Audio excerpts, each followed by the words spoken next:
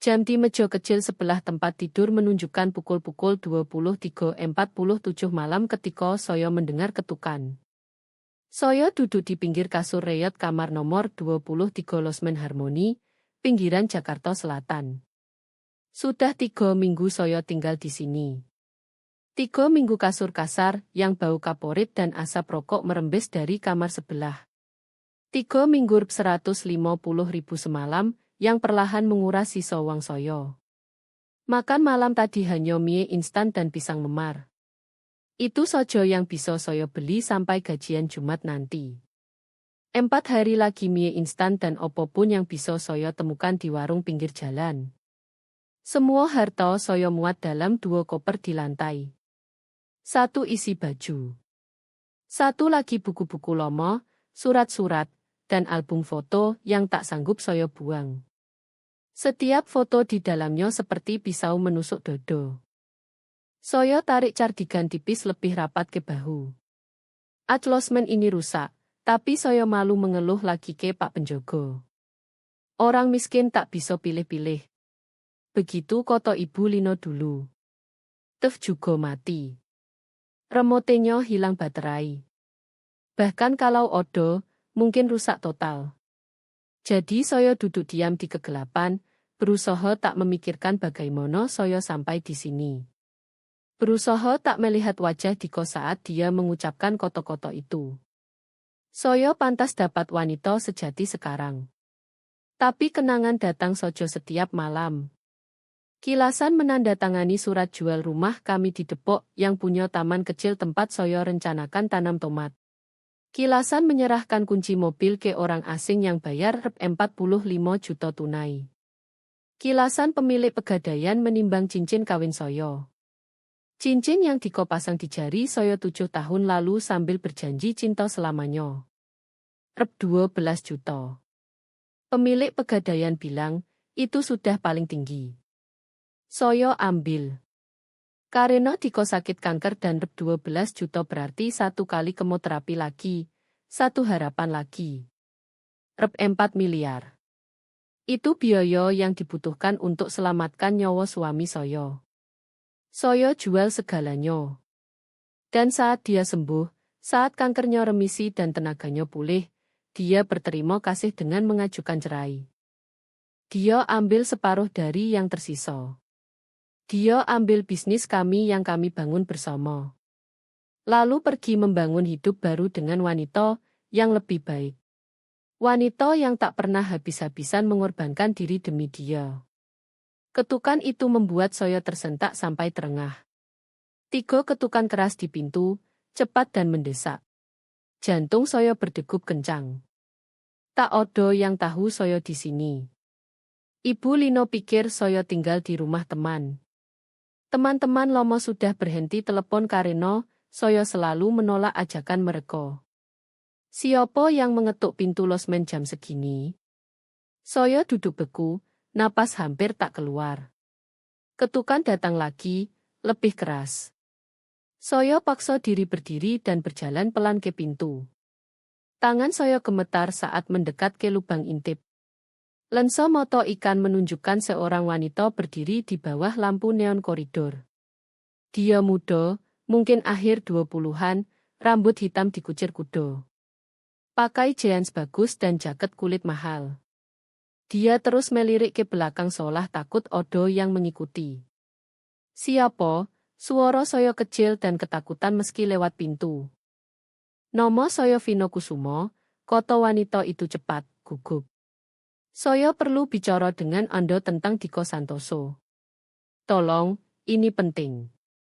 Saya tahu apa yang dia lakukan kepada Anda. Udara seperti hilang dari paru-paru saya. Diko? Orang asing ini tahu Diko. Bagaimana dia tahu saya di sini? Bagaimana dia tahu apapun tentang saya? Tolong, Vino bilang lagi. Saya tahu kelihatannya gila, tapi saya bukan mau menyakiti Anda. Saya datang untuk membantu. Diko bohong kepada kita berdua. Kita berdua. Tangan saya bergerak ke kunci sebelum otak melarang. Setiap naluri berteriak jangan buka. Tapi saya geser rantai dan putar gagang. Pintu terbuka dan Vino Kusumo berdiri di sono dengan moto berkocok-kocok dan amplop coklat dipegang erat dua tangan. Maaf datang malam-malam begini, suaranya pecah. Tapi Anda harus lihat isi ini. Anda harus tahu kebenaran tentang opo yang dia lakukan. Saya pandang amplop itu, lalu wajahnya, lalu amplop lagi. Kebenaran opo, bisik saya. Dia tarik napas gemetar. Semua yang dia katakan kepada Anda bohong. Saya perlu ceritakan bagaimana saya sampai di sini. Bagaimana seorang wanita yang dulu punya segalanya berakhir di losmen rep 150.000 dengan orang asing di depan pintu. Jadi izinkan saya bawa Anda kembali ke sebelum semuanya hancur. Kembali ke saat saya masih percaya happy ending. 7 tahun lalu, saya 25 tahun dan kerja sebagai desainer grafis di agensi kecil di Jakarta. Gaji tak banyak, sekitar 5 juta sebulan. Tapi saya suka pekerjaan itu. Saya punya apartemen kecil dengan balkon tempat tanam herbal. Punya teman-teman. Punya rencana. Saya bahagia dengan cara sederhana yang hanya bisa dirasakan saat belum tahu apa yang akan datang. Saya bertemu Diko di acara networking bisnis Kamis malam bulan Maret. Hampir tak datang karena capek dan acara semacam itu selalu canggung. Tapi bos memaksa, jadi saya pakai baju terbaik dan datang. Diko berdiri di meja makanan ringan. Saat saya lewat ambil air mineral, dia tersenyum. Bukan senyum mesum, tapi senyum tulus yang sampai ke moto. Kue-kue ini enaknya nggak odo, katanya sambil angkat yang mirip kardus. Tapi saya sudah makan 3 karena tak tahu mau ngapain tangan. Saya tertawa. Begitu saja kami ngobrol. Dia bilang kerja di penjualan percetakan. Saya bilang desainer. Dia lucu dan mudah diajak bicara. Sebelum tahu, 1 jam berlalu dan kami masih di meja itu. Boleh saya ajak makan malam kapan-kapan? Tanya dia saat acara selesai. Tempat yang kuenya lebih enak. Saya jawab yo. Kencan pertama kami di rumah makan Italia kecil di Kemang. Diko gentleman. Buka pintu, tanya tentang hidup saya, benar-benar dengar jawaban. Dia cerita mimpi ingin punya bisnis sendiri. Matanya berbinar saat bicara masa depan, dan saya ingin jadi bagian itu. Kami pacaran setahun. Diko buat piknik kejutan di Taman Suropati. Tinggalkan catatan tulis tangan di kaca mobil. Bawa bunga tanpa alasan. Ibu Lino ketemu dia setelah 3 bulan dan tarik saya ke dapur. Dia laki-laki baik, laras, koto ibu sambil genggam tangan saya. Jangan lepas. Saya tak berniat lepas. Diko melamar Sabtu sore di Taman Suropati, tempat piknik pertama kami. Dia berlutut di rumput, dan saya tak biarkan dia selesai bertanya sebelum jawab yo. Cincinnya sederhana, perak dengan berlian kecil, tapi paling indah yang pernah saya lihat. Kami nikah 6 bulan kemudian di masjid kecil dekat rumah ibu. Tak mewah karena lagi nabung, tapi sempurna. Ibu Lino nangis bahagia. Orang tua Diko datang dari Bandung. Teman-teman penuhi bangku. Saat Diko ucap janji cinta dalam sakit dan sehat, kaya atau miskin, saya percaya setiap kata. Benar-benar percaya. Setelah nikah, Diko datang dengan ide yang ubah segalanya. Bagaimana kalau kita buka bisnis sendiri, katanya malam itu saat makan malam. Perusahaan desain dan percetakan. Saya tahu industri ini. Kamu desainer hebat. Kita bisa jadi partner hidup dan bisnis. Saya gugup. Mulai bisnis berisiko. Harus pinjam uang, pakai tabungan, kerja gila-gilaan. Tapi Diko yakin sekali. Kita bangun sesuatu hebat bareng, janjinya sambil genggam tangan saya. Bayangkan, kita bos sendiri, bangun masa depan dengan tangan sendiri. Saya setuju. Kami luncurkan Santoso Kreative dengan pinjaman kecil dan semua tabungan. Tahun pertama hampir hancurkan kami. Kerja 14 jam sehari, makan mie instan hemat uang, tidur di kasur lantai karena jual tempat tidur buat beli mesin cetak.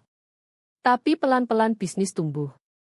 Dapat klien besar pertama, lalu lagi. Kami rekrut karyawan. Pindah ke kantor kecil dengan nomor kami di pintu. Di ulang tahun pernikahan kelima, kami sudah lumayan. Bukan koyo, tapi nyaman. Kami beli rumah 3 kamar di Depok dengan taman kecil. Saya dapat mobil bekas tapi andal. Kami bicara soal anak, mungkin dulu beli anjing. Hidup baik, lebih dari baik. Saya punya suami yang saya cintai, bisnis yang kami bangun bareng, masa depan cerah.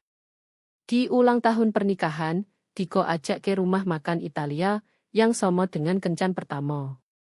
Kami pesan teh manis dan bersulang. Untuk selamanya, kata Diko, moto kami bertemu.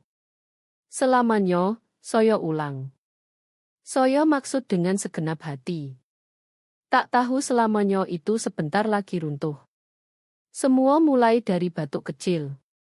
Diko batuk saat rapat atau malam hari.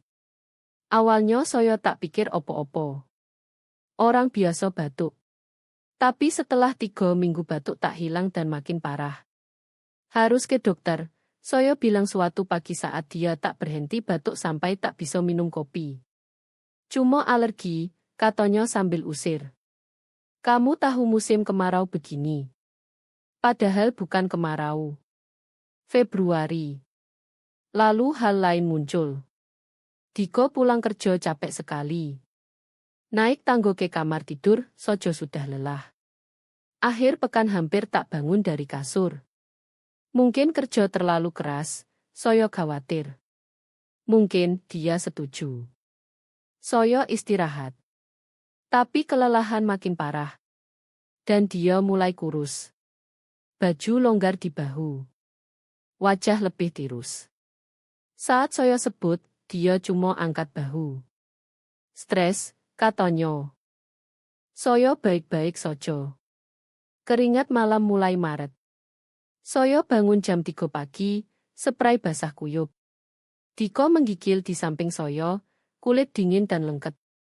Cukup, saya bilang setelah malam ketiga. Kamu ke dokter. Saya tak peduli kamu bilang opo-opo. Saya buat janji dan kamu pergi. Dia akhirnya setuju, mungkin hanya supaya saya berhenti cerewet. Saya ingat duduk di ruang tunggu seperti kemarin, bolak-balik majalah lama, main HP, tak khawatir sama sekali, hanya kesal buang waktu Selasa sore. Dokter panggil Diko masuk. Saya tetap di luar. Tapi dokter minta saya ikut masuk juga. Suara dokter membuat perut saya jatuh. Janji pertama itu jadi banyak janji lagi. Tes darah, röntgen, scan, MRI. Tiap kali wajah dokter makin serius. Ketakutan saya makin besar. Diagnosis datang Selasa Oktober, 7 bulan setelah batuk pertama. Kanker stadium 3. Agresif, cepat menyebar ke kelenjar getah bening. Saya duduk di ruang dokter dingin dengan poster edukasi di dinding dan dengar koto-koto yang tak sepenuhnya paham. Istilah medis, persentase, pilihan pengobatan. Tapi saya paham cukup bahwa suami saya sangat sakit. Tanpa pengobatan, prognosis tak baik, dokter bilang pelan. Tapi dengan pengobatan agresif, ada peluang bertarung. Kami keluar kantor dan sampai parkiran sebelum Diko ambruk. Laki-laki kuat dan percaya diri yang selalu punya rencana duduk di kursi penumpang mobil, saya dan menangis seperti anak kecil. Saya tak mau mati, bisiknya. Laras, saya belum siap. Saya peluk dia dan janji. Kamu tak akan mati. Kita lawan ini dengan segalanya. Apapun, Diko. Apapun. Onkologis jelaskan rencana pengobatan di janji berikutnya. Kemoterapi 12 siklus. Radiasi 5 hari seminggu selama 6 minggu. Mungkin operasi setelah itu tergantung respons tumor. Lalu bicara uang. Asuransi swasta kami tanggung sebagian, tapi tak cukup. Odo deductible, copai, obat ribuan per dosis. Pengobatan yang asuransi anggap eksperimental tak dibayar. Dokter spesialis terbaik tak masuk jaringan. Total bisa 4 miliar, konselor keuangan bilang. Mungkin lebih tergantung komplikasi. Soyo rasanya dipukul dodo. Kami tak punya uang sebanyak itu. Tabungan cuma 450 juta. Rumah baru 2 tahun, ekuitas kecil. Bisnis baru beli mesin. Apa yang kita lakukan? Tanya Diko dengan mata penuh ketakutan. Soyo tak ragu sedetik. Kita jual apapun yang perlu dijual, Soyo bilang tegas. Rumah, mobil Soyo. Tak peduli. Tak odo, yang penting kalau kamu tak odo. Diko peluk Soyo dan menangis di bahu. Soyo tak pantas dapat kamu, bisiknya. Sekarang Soyo dengar kebenaran di kota itu. Tapi saat itu Soyo hanya peluk lebih erat. Pengobatan mulai minggu berikutnya. Soyo lihat cinta hidup Soyo berubah jadi orang yang hampir tak kenal. Rambutnya rontok bergumpal. Kulit abu-abu dan tipis seperti kertas. Muntah terus-menerus. Beberapa hari terlalu lemah berdiri. Dan tagihan datang. Amplop dengan angka yang bikin ingin teriak. Rp 75 juta, Rp 120 juta, Rp 180 juta. Terus datang. Soyo refinancing rumah dulu, ambil semua ekuitas. Cukup 2 bulan. Lalu jual rumah. Kami pindah apartemen kecil dan uangnya buat tagihan medis. Jual mobil ke orang asing Rp 45 juta tunai.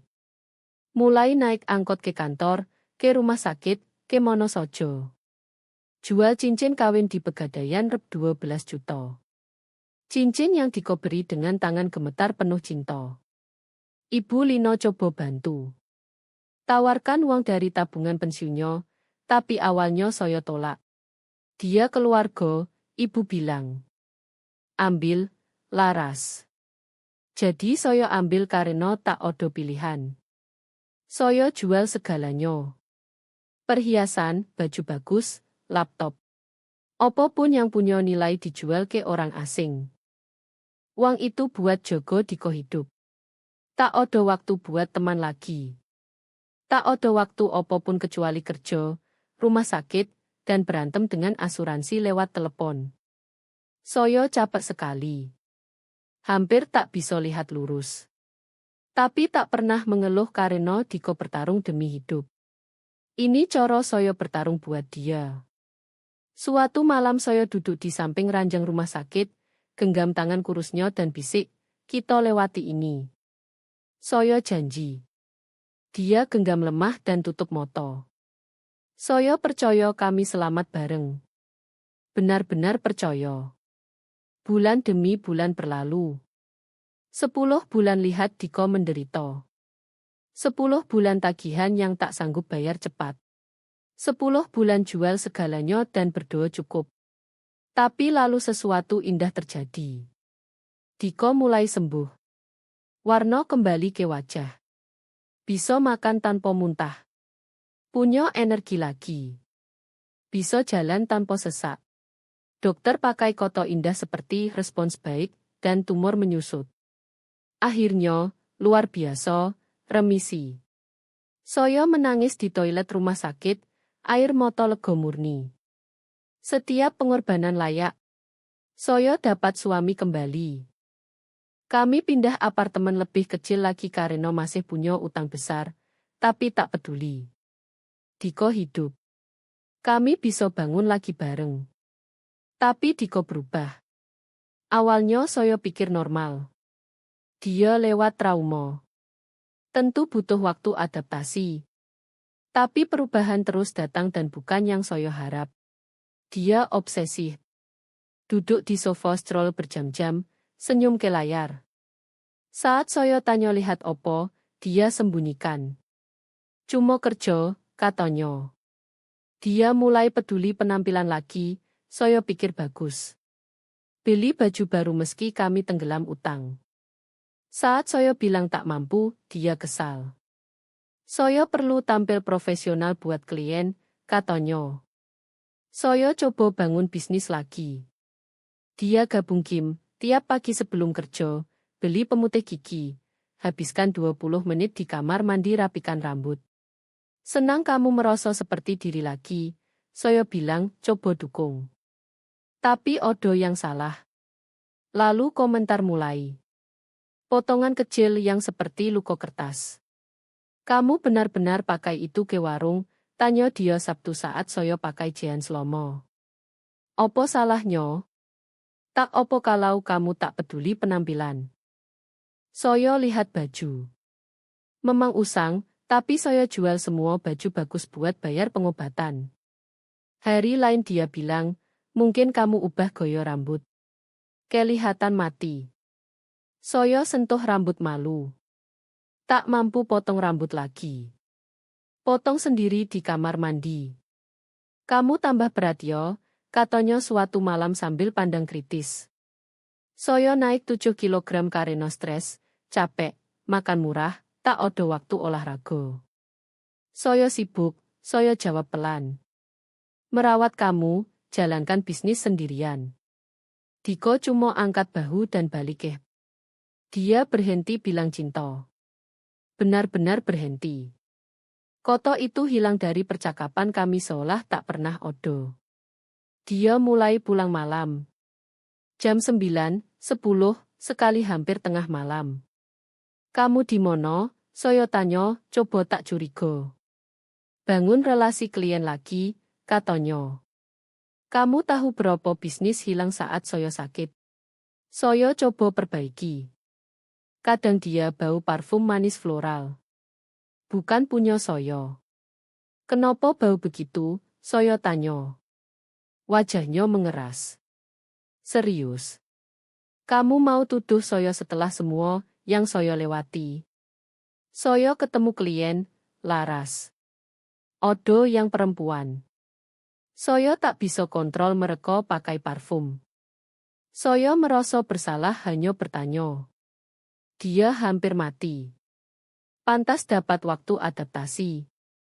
Tapi kami tak normal lagi.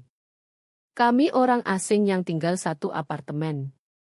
Dia berhenti sentuh saya, berhenti pandang saya. Kami tidur di kasur sama tapi seperti odo jurang. Saat saya coba bicara, dia tutup atau marah. Saya stres, bentaknya. Kasih saya ruang dong. Jadi saya kasih ruang. Kasih segalanya yang dia minta karena tak tahu lagi harus opo. Lalu datang Kamis yang ubah segalanya. Saya pulang dari kerja baru di kafe cetak, capek dan bau toner. Diko duduk di meja kecil dapur dengan kertas di depan. Kertas hukum. Duduk, katanya tak ramah. Seperti perintah. Saya duduk, jantung berdegup. Saya mau cerai, katanya datar, tanpa emosi, seperti bilang mau pesan mie. Dunia berhenti. Opo? Saya sudah pikir lama, Diko bilang, tak pandang saya. Kita tak cocok lagi. Saya berubah. Pengalaman ini ubah saya. Saya juga berubah, suara saya pecah. Saya berubah karena jual segalanya demi selamatkan hidup kamu. Dan saya hargai itu, nodo suaranya tak seperti terima kasih. Tapi saya tak bisa tetap nikah karena kewajiban. Saya hampir mati, laras. Itu ubah orang. Buat saya sadar hidup pendek dan sekarang saya hidup buat diri sendiri. Odo orang lain, pertanyaan keluar begitu. Bukan soal itu. Jawab, Diko. Dia akhirnya pandang, matanya dingin. Lebih dingin dari pernah saya lihat.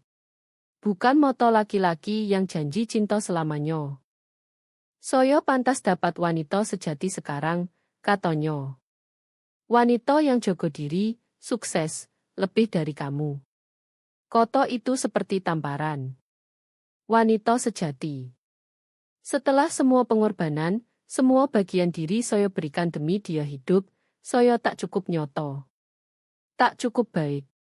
Kamu tak maksud begitu, bisik saya, air mata mengalir. Diko dorong kertas ke saya. Saya sudah daftar. Pengacara saya akan hubungi kamu. Lalu berdiri, ambil jaket, keluar pintu. Saya duduk sendirian di apartemen, pandang surat cerai, tak percaya ini akhir selamanya kami. Perceraian hancurkan saya perlahan. Diko pakai pengacara mahal bernama Burino dengan kantor mewah di Sudirman.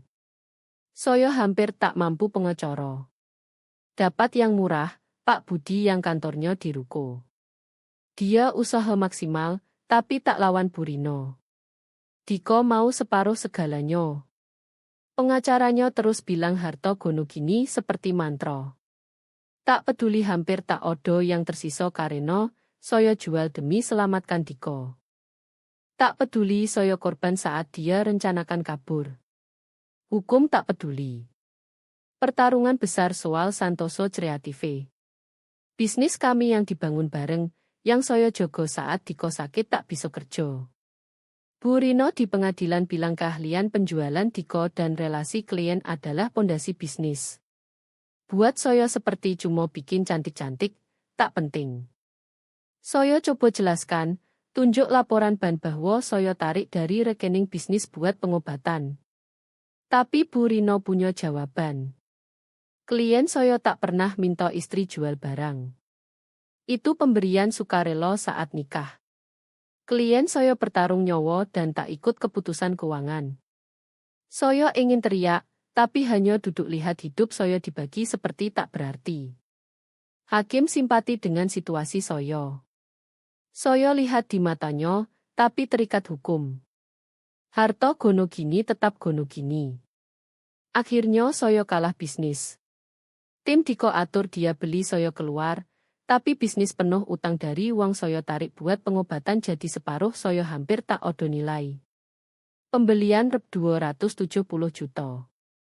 Rep 270 juta itu sisa dari semua yang kami bangun. Diko dapat bisnis. Dapat karier, klien, masa depan. Dapat kesehatan kembali. Dapat segalanya. Dan dapat dia. Saya lihat mereka bareng tak sengaja di kafe 2 minggu setelah cerai selesai. Saya masuk beli kopi termurah, hadiah kecil yang hampir tak mampu. Mereka di meja pojok. Dia cantik. Akhir 20-an, riasan sempurna, baju mungkin lebih mahal dari sewa saya. Dia tertawa atas koto Diko, tangan di lengan dia. Dan Diko kelihatan bahagia. Benar-benar bahagia. Lebih bahagia dari bertahun-tahun dengan saya. Lengannya di pinggang wanita itu, condong dekat, pandang seperti dulu pandang saya. Saya keluar sebelum mereka lihat. Langsung ke angkot dan menangis sepanjang jalan pulang. Ibu Lino telepon malam itu. Saya cerita lihat mereka. Laki-laki itu iblis, ibu bilang, suara gemetar marah. Setelah semua yang kamu lakukan buat dia, sayang saya tak punya uang buat pengacara lebih baik. Sudah selesai, Bu, saya bilang kosong. Saya cuma perlu mulai lagi. Tapi mulai lagi lebih susah dari pikir. Tak mampu bayar apartemen lagi. Pindah ke yang lebih murah seberang kota, lalu lagi 3 bulan kemudian ke yang lebih murah. Tiap tempat makin buruk. Saya butuh kerja. Saya odo lubang saat rawat Diko. Industri desain maju tanpa saya. Desainer muda dengan bayaran murah di mono-mono. Akhirnya dapat kerja di kafe cetak di Ruko. Rep 2 juta sebulan. Memalukan kerja di percetakan orang lain setelah punya sendiri. Tapi butuh uang. Bahkan dengan kerja, saya tenggelam. Setelah sewa, listrik, makan, ongkos angkot, tak odo sisa. Beberapa minggu saya minta uang belanja ke ibu, yang bunuh saya di dalam. Ibu hidup dari pensiun dan tak mampu dukung saya. Saya pakai 4 baju sama bergantian ke kerja, berhenti jawab telepon teman lomo karena tak mampu ketemu kopi atau makan siang. Opo yang saya katakan? Bagaimana jelaskan hidup hancur total? Depresi datang seperti selimut berat. Beberapa pagi tak sanggup bangun. Telepon sakit ke kerja dan hanya berbaring pandang langit-langit tanya buat opo. Saya lakukan semua benar, cinta sepenuhnya, korban segalanya, dan dibuang seperti tak berarti. Lalu saya digusur. Pemilik losmen mau renovasi dan suruh keluar 30 hari. Dengan kredit buruk dan tak ada tabungan, tak dapat apartemen baru. Tak ada yang mau sewa ke saya.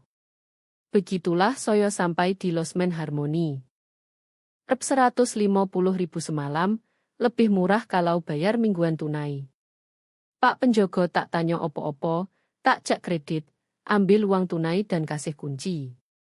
Sementara saja, saya bilang podo diri.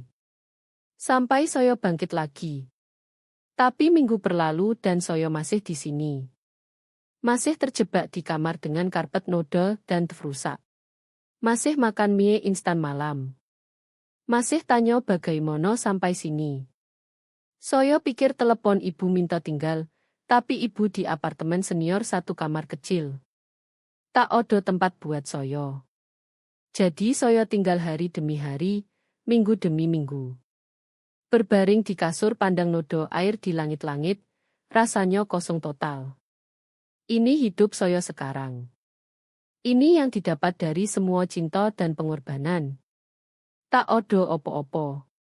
Sekarang kembali ke saat ini, berdiri di pintu losmen, pandang orang asing bernama Vino Kusumo, yang bilang tahu kebenaran tentang Diko. Kebenaran opo? Tanya saya lagi, suara hampir tak keluar. Vino pandang koridor sekali lagi, lalu pandang saya dengan mata putus asa. Boleh saya masuk? Saya tahu ini gila, tapi saya janji tak mau sakiti Ondo. Saya perlu tunjukkan sesuatu. Saya minggir. Apa yang harus saya hilang lagi? Hidup sudah hancur. Vino masuk dan duduk di pinggir kasur saya, tempat saya duduk sebelum ketukan. Dia genggam amplop itu sampai buku jari putih. Dekat, saya lihat dia menangis. Maskara luntur di bawah mata. Bagaimana kamu tahu Diko? Tanya saya, meski sebagian hati sudah tahu jawab. Saya pacarnya, Vino bilang pelan. 8 bulan setelah cerai kalian. Perut saya berputar. Jadi dia wanita di kafe, yang cantik dan punya segalanya, yang dulu saya punya. Dia bilang kamu gila, Vino lanjut, tak pandang mata saya. Bilang kamu tinggalkan pernikahan dan coba hancurkan bisnisnya karena dendam. Saya percaya. Maaf, tapi saya percaya setiap kata. Saya duduk di kursi satu-satunya, kaki lemas tiba-tiba. Kami pacaran 8 bulan, katanya. Awalnya dia sempurna, romantis, perhatian, semua yang saya inginkan. Tapi lalu berubah. Mulai bohong soal hal kecil. Di mana dia, dengan siapa. Jadi rahasia soal uang. Ini terdengar familiar. Terlalu familiar. Saat saya tanya, dia jadi jahat. Mulai kritik segalanya tentang saya. Baju, rambut, berat badan. Bilang saya terlalu monjo, dramatis. Saya mulai rasanya gila, seperti tak ada yang cukup baik. Saya tahu persis maksudnya. Saya pernah jalani. 2 minggu lalu saya tahu dia selingkuh, katanya, dengan wanita lain. Dari Kim saat saya konfrontasi, dia putus saat itu juga. Bilang saya terlalu lengket. Bilang pantas lebih baik dari saya. Dia bilang pantas dapat wanita sejati, bisik saya. Kepala Vino tersentak. Dia bilang itu ke kamu juga. Saya angguk. Dia monster, Vino bilang, moto berkilat marah. Setelah putus, saya marah sekali. Mau tahu siapa yang saya pacari sebenarnya? Jadi saya gali. Saat itulah saya temukan tentang kamu. Cerita asli, bukan bohongnya. Dia buka amplop dengan tangan gemetar dan keluarkan kertas. Laporan ban, dokumen medis, formulir asuransi. Saya punya teman kerja di bagian tagihan rumah sakit, Vino jelaskan. Saya minta dia cek biaya pengobatan Diko. Laras, dia bohong tentang segalanya. Jantung saya berdegup keras sampai terdengar. Maksud kamu? Vino hampar kertas di kasur. Asuransinya tanggung jauh lebih banyak dari yang dia bilang. Lihat ini. Polisnya batas out of pocket rep 375 juta per tahun. Setelah itu 100% ditanggung. Saya pandang dokumen asuransi coba paham angka. Mustahil.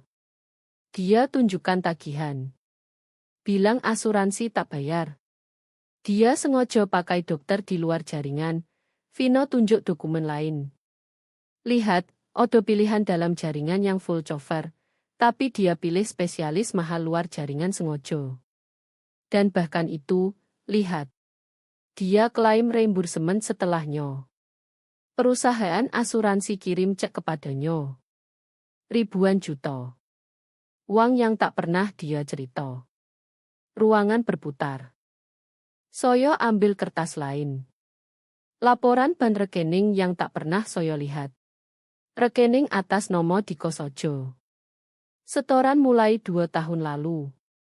Rep 150 juta, Rep 225 juta, Rep 120 juta berulang. Dia punya rekening rahasia, Vino bilang. Saat kamu jual rumah, mobil, cincin kawin, reimbursement asuransi, penghasilan bisnis yang disembunyikan. Bahkan pinjaman atas nama bisnis yang tak pernah ke biaya medis. Saya tak bisa napas. Tangan gemetar sampai kertas jatuh. Berapa? Saya berhasil tanya. Minimal rep 1,8 miliar yang bisa saya buktikan. Vino bilang. Mungkin lebih yang belum ketemu. Semua bulan pengorbanan, tidur dengan mie instan dan harapan, jual segalanya, naik angkot di hujan, gadaikan cincin kawin, dan dia punya uang sepanjang waktu. Dia lihat saya hancur dan diam saja. Dia lakukan penipuan, Vino bilang tegas. Terhadap kamu, terhadap asuransi, terhadap pengadilan saat cerai. Dia sembunyikan aset. Ini ilegal, Laras. Benar-benar ilegal. Air mata mengalir di wajah saya, tapi bukan sedih lagi. Air mata marah. Marah sekali. Kenapa kamu bantu saya? Tanya saya. Kamu bahkan tak kenal saya. Vino pandang mata saya langsung. Karena dia hancurkan kamu demi dapat yang dia mau. Dan hampir lakukan sama ke saya. Karena yang dia lakukan jahat dan harus odo yang hentikan. Dia diam sebentar. Saya bicara dengan teman pengacara. Dengan bukti ini, kamu bisa bawa dia ke pengadilan lagi. Kamu bisa dapat kembali yang dia curi. Untuk pertama kali dalam bulan-bulan, saya rasakan sesuatu selain putus asa dan capek. Harapan, amarah, tekad. Saya pandang Vino, lalu kertas di kasur. Bukti. Bukti nyata bahwa Diko adalah opo yang mulai saya sadari dia selalu pembohong. Pencuri. Laki-laki yang biarkan saya korban segalanya sementara dia bangun rencana kabur. Ceritakan opo yang harus saya lakukan, saya bilang.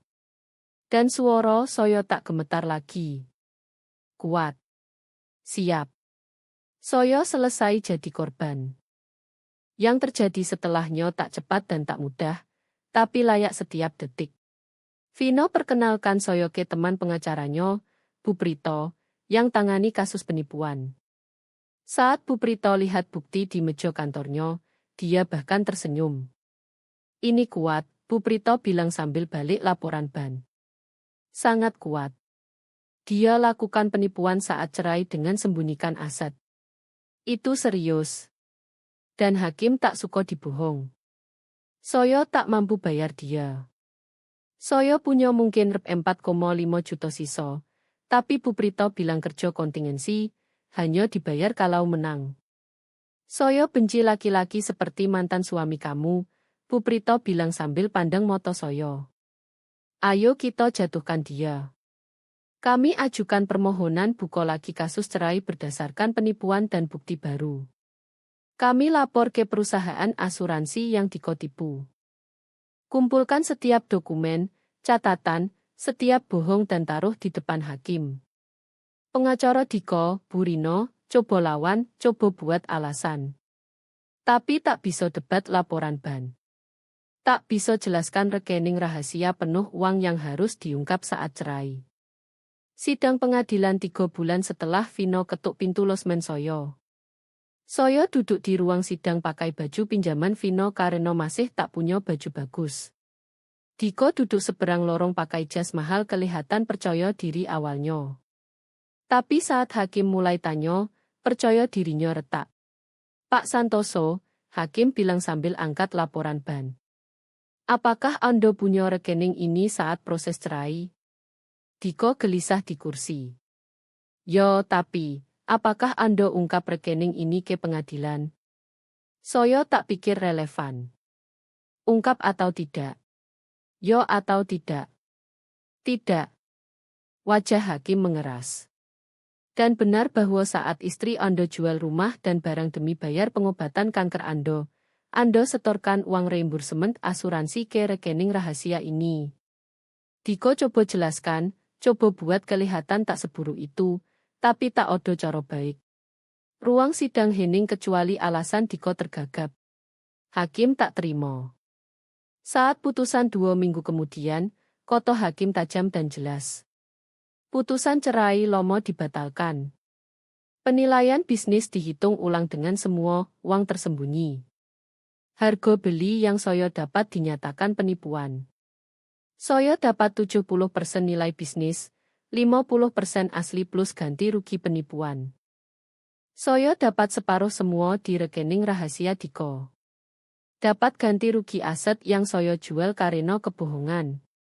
Total rp 390 juta. Bukan rp 4 miliar yang Soyo keluarkan selamatkan hidupnya, tapi cukup. Lebih dari cukup buat mulai lagi. Diko juga hadapi konsekuensi dari perusahaan asuransi. Mereka ajukan tuntutan pidana penipuan asuransi. Dia kena denda berat, penalti, dan catatan kriminal. Saat klien tahu apa yang dia lakukan, mereka pergi. Reputasi hancur total. Dan pacar baru yang dia tinggalkan Vino untuk, dia hilang begitu skandal masuk berita. Soyo lihat semua terjadi dengan Vino di sisi. Kami jadi teman sejati lewat proses ini, terikat karena selamat dari laki-laki Somo yang mengerikan.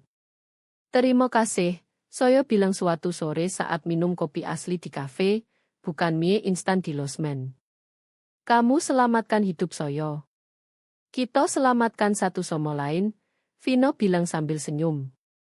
Dengan uang putusan, Soyo lakukan 3 hal langsung. Pertama, bayar Ibu Lino kembali setiap rupiah yang dia beri, plus ekstra buat liburan pesiar yang dia selalu ingin. Ibu nangis dan coba tolak, tapi Soyo paksa. Ibu odo saat Soyo tak punya opo-opo. Kedua, dapat apartemen asli, yang punya jendela masuk sinar matahari dan peralatan kerja. Beli mobil bekas, tak mewah tapi andal. Beli baju yang pas dan buat Soyo rasanya manusia lagi. Ketiga, mulai bisnis desain sendiri, bukan percetakan. Kali ini agensi digital hanya Soyo kerja dari rumah bangun daftar klien berdasarkan kerja jujur. Mulai kecil tapi milik Soyo. Dibangun di kebenaran bukan bohong. Hidup membaik pelan. Tak sempurna. Masih ada hari pengkhianatan sakit seperti luka baru. Hari Soyo tak percaya apa yang Diko lakukan. Tapi juga hari baik. Hari saya bangga podo diri karena selamat, karena lawan balik, karena menang. Saya ke terapi, sambung lagi dengan teman lomo, belajar percaya lagi dengan hati-hati dan pelan tapi benar. 1 tahun setelah ketukan di pintu losmen, Vino dan saya ketemu makan siang rayakan. Kami sudah jauh sekali. Saya masih tak percaya kamu temukan saya malam itu, saya bilang. Harus, Vino jawab. Yang dia lakukan salah. Harus Odo yang hentikan. Saya pikir tentang wanita yang dulu, yang cinta sepenuhnya sampai jual segalanya. Wanita itu tak lemah. Dia kuat. Kuat cukup korban. Kuat cukup selamat dari pengkhianatan. Dan kuat cukup lawan balik dan menang. Saya tak pahit lagi. Tak benci Diko, meski tak pernah maafkan. Saya hanya tak peduli lagi. Saya bebas. Bebas dari bohongnya. Bebas dari sakit. Bebas bangun hidup baru dengan syarat saya. Dan kebebasan itu lebih berharga dari berapapun uang yang bisa dia curi. Saya hilang segalanya dan temukan diri lagi. Tahu saya lebih kuat dari yang pernah saya sadari. Gadis di losmen yang makan mie instan sudah hilang. Gantinya wanita yang tahu harga diri, yang tak mau kompromi, yang tak bisa dipecah. Saya akhirnya benar-benar bebas. Cerita tak berhenti di kemenangan pengadilan. Setelah putusan, Diko tak tinggal diam, dia coba banding, tapi hakim tolak karena bukti terlalu kuat. Berita skandal menyebar di kalangan bisnis Jakarta. Klien Santoso Kreative kabur satu persatu. Beberapa bahkan hubungi saya minta maaf dan tawarkan kerja sama baru. Saya tolak sopan. Saya tak mau apapun yang berbau nama Diko. Vino dan saya jadi lebih dekat. Kami sering ngobrol malam via chat, saling cerita hari-hari. Dia juga pulih.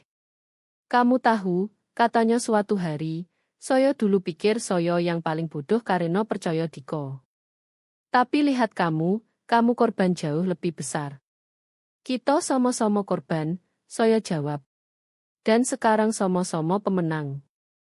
Dengan uang putusan, saya bayar utang kecil yang tersisa, lalu investasi kecil di bisnis baru. Agensi desain digital Laras Kreative.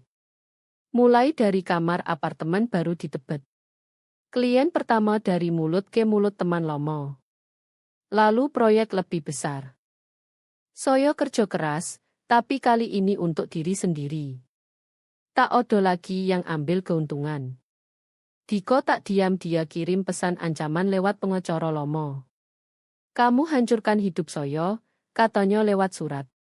Saya balas lewat Bu Prito, kamu yang hancurkan hidup saya dulu.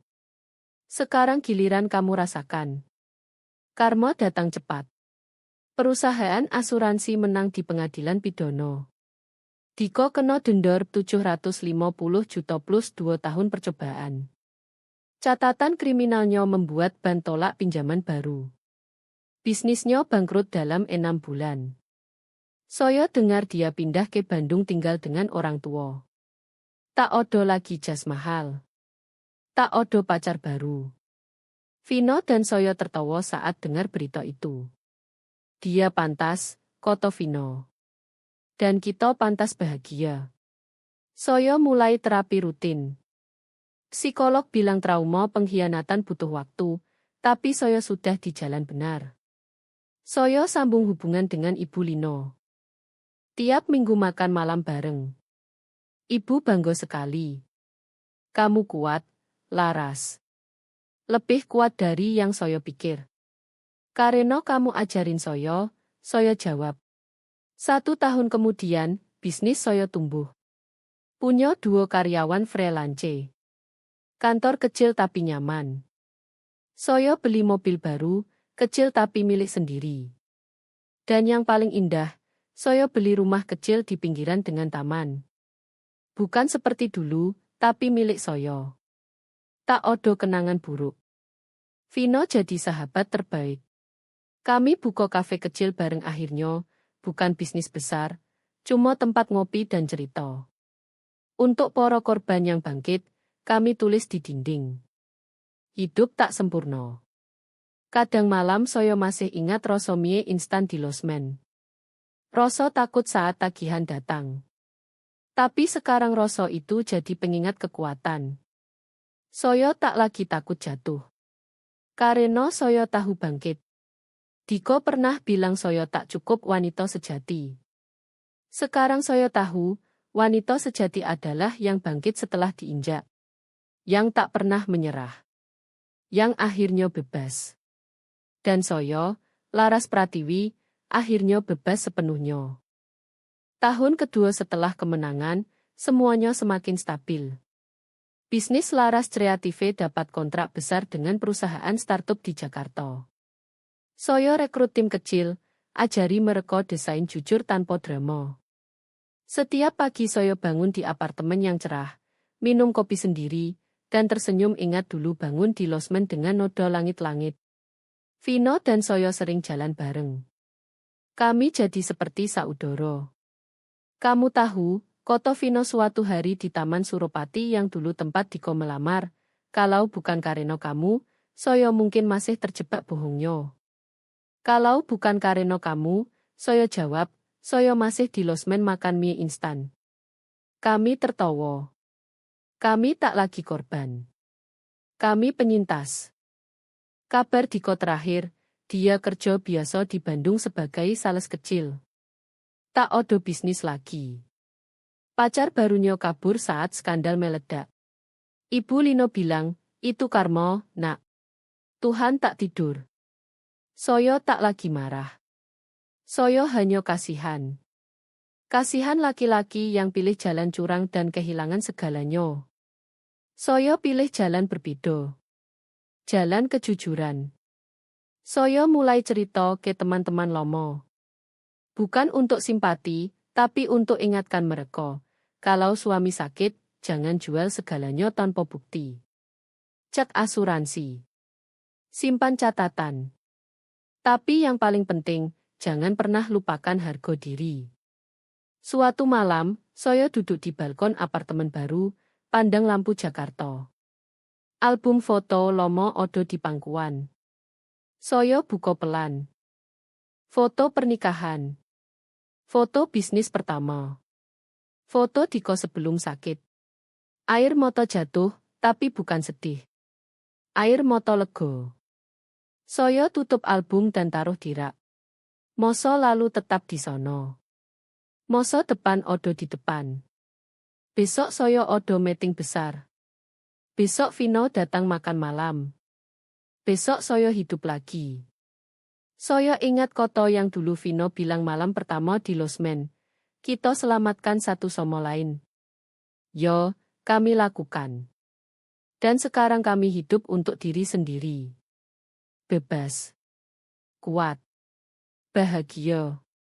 Cerita saya bukan lagi tentang pengorbanan sia-sia. Cerita saya tentang kebangkitan. Tentang wanita Indonesia yang meski diinjak tetap berdiri. Tentang karma yang pasti datang. Dan tentang cinta sejati, bukan ke suami, tapi ke diri sendiri. Saya Laras Pratiwi. Dulu korban pengkhianatan suami. Sekarang pemenang. Dan tak ada yang bisa ambil itu lagi. Akhirnya, benar-benar bebas.